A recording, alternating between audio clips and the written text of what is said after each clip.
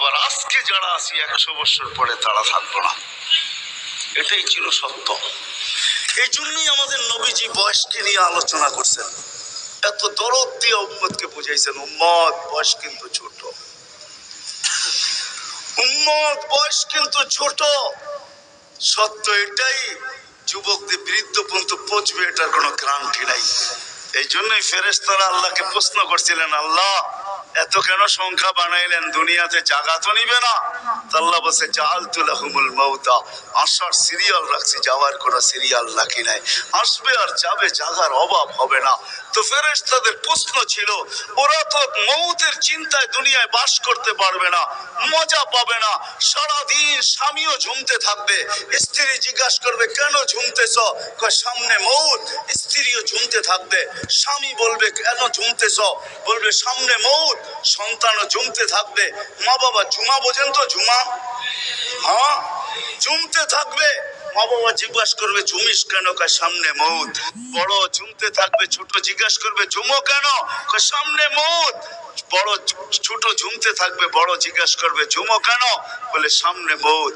সবাই মৌত মৌত বলে চিৎকার দিবে, দুনিয়ার মজা তো পাবে না, পাঠায় লাভ কি? আল্লাহ জবাব দিছে জাআলতু লাহুমুল আমালা, প্রত্যেকের দিল আশা দিয়া ভরা দিছি, বাঁধবে বাসা, এতে তোমাদের সন্দেহ নাই, তোমাদের চিন্তা করতে হবে না, আশা দিয়া দিল ভরা। যদিও যুবক তুমি যৌবনের আশা নিয়ে বেঁচে আসো যে আমি বৃদ্ধ পর্যন্ত পৌঁছবো, না না না না না না, বেশি দূর যেতে হবে না। মাদায়ার রাস্তা যাও, ঢাকা থেকে চিটাগাং পর্যন্ত, জিজ্ঞাসা করো এই রাস্তাকে যে এই পর্যন্ত তুমি কতজন যুবকের জান নিছ। যারা ঘোড়ার উপরে বসা ছিল, ঘোড়ার উপরে, ঘোড়া ছিল কি, ঘোড়া ছিলেন? আগের জোড়ায় ঘাস খাইতো, এখনকার ঘোড়ায় পেট্রোল খায়, পেট্রোল। এটা ঘোড়াই, এটা ডিজিটাল ঘোড়া, আর ওটা অ্যানালগ ঘোড়া ছিল।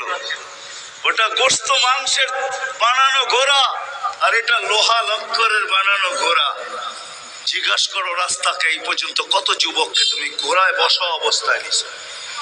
সে কিন্তু ঘোড়াই বসা ছিল, ঠিক না? কি অ্যাক্সিডেন্ট হয় না, হয় না?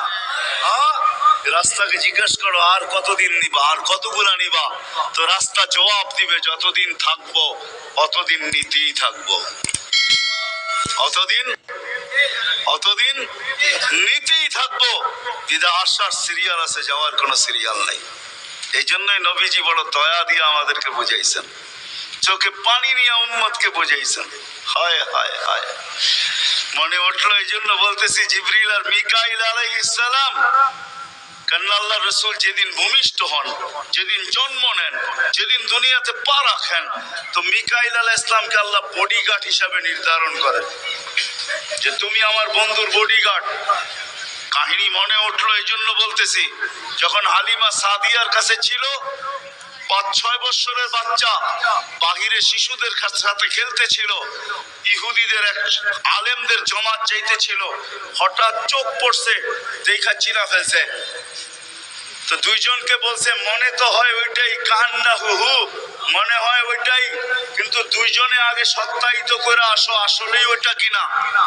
তো দুইজন আইসা আল্লাহ রসুলকে উল্টায় পাল্টায় দেখছে, দেখা যায় বলছে আল্লাহি ইন্নাহু হু, এটাই ওইটা, এটাই ওইটা যাকে আমরা তালাশ করতেছি।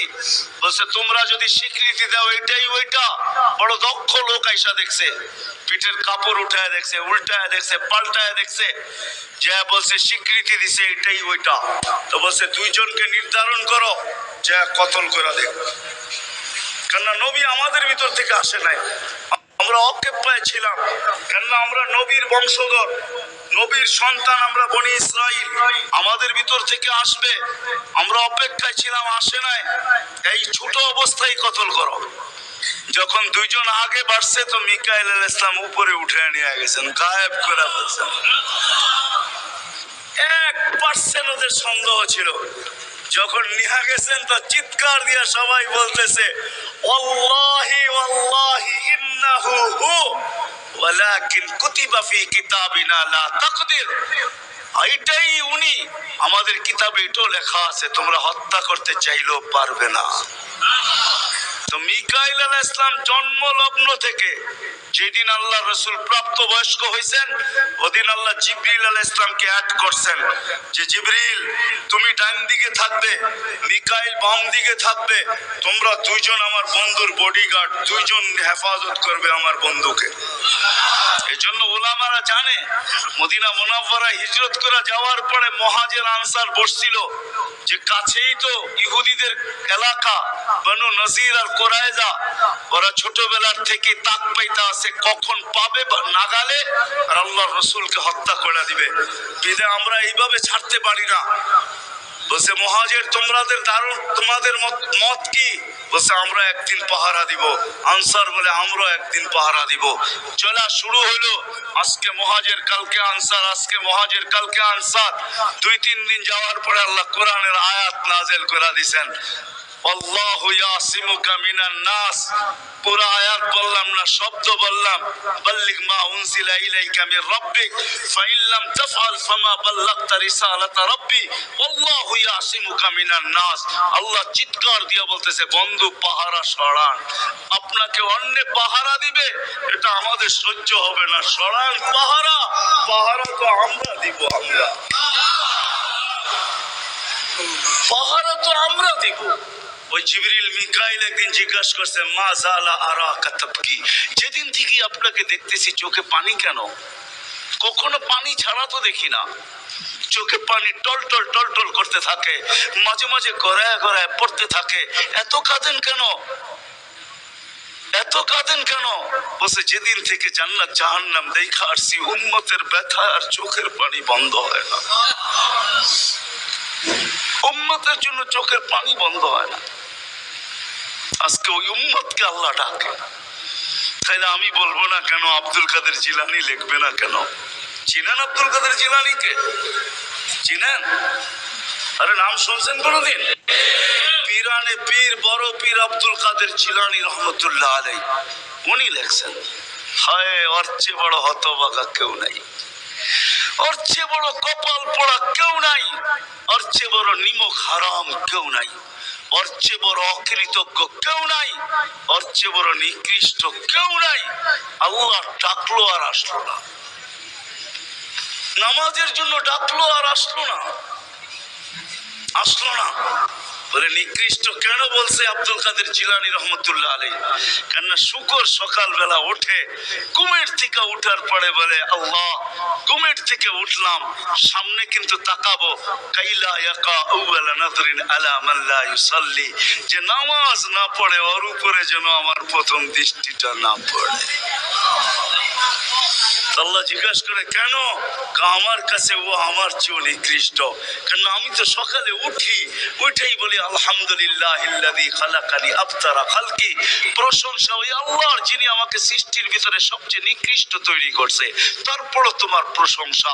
আমি তো উঠেই তোমার গীত গাই, কিন্তু তুমি ডাকো তারপরও সাড়া দেয় না, তো আমার মন বলে ও আমার চেয়ে নিকৃষ্ট। দ্বিতীয় দলিল দেয় যে আমি তো জাহান্নামে যাব না, উকুদুহান নাস ওয়াল হিজারা, মানুষই তো জাহান্নামে যাবে, আমাকে তো কিয়ামতের দিন বলা হবে কুনু তুরাবা, মাটি হয়ে যাও, আমি মাটি হয়ে যাব। কিন্তু মানুষকে তো এই কথা বলা হবে না, মানুষকে তো বলা হবে উকুদুহান নাস ওয়াল হিজারা, তুমি জাহান্নামের ইন্ধন হবে, মানুষই জাহান্নামের ইন্ধন হবে, আবার মানুষই জান্নাতের উচ্চ শিখরে উঠবে। এই জন্য শুকর বলে অর্থে নিকৃষ্ট কেউ নাই। তো আব্দুল কাদের জিলানী পীরানে পীর বড় পীর আব্দুল কাদের জিলানী রহমতুল্লাহ আলাইহিও বলেন যে অর্থে নিকৃষ্ট কেউ নাই। এই জন্য যদি পুজো আইসা থাকে, কথা আগে নেওয়ার আগে, শেষ করার আগে এইখানেই প্রতিশ্রুতি নিতে চাই যে আজকে যারা এই মজমায় আসি দুইকে হাত রাখা ওয়াদা করব যে আজকের পরে, বিশেষ করে যুবকরা, যে আজকের পরে আর আমি কোনোদিন নামাজ ছাড়বো না। ওয়াদা? বিলকুল ওয়াদা, তাইলে আগে চলতে পারি। ওয়াদা কিন্তু আজকের থেকে আর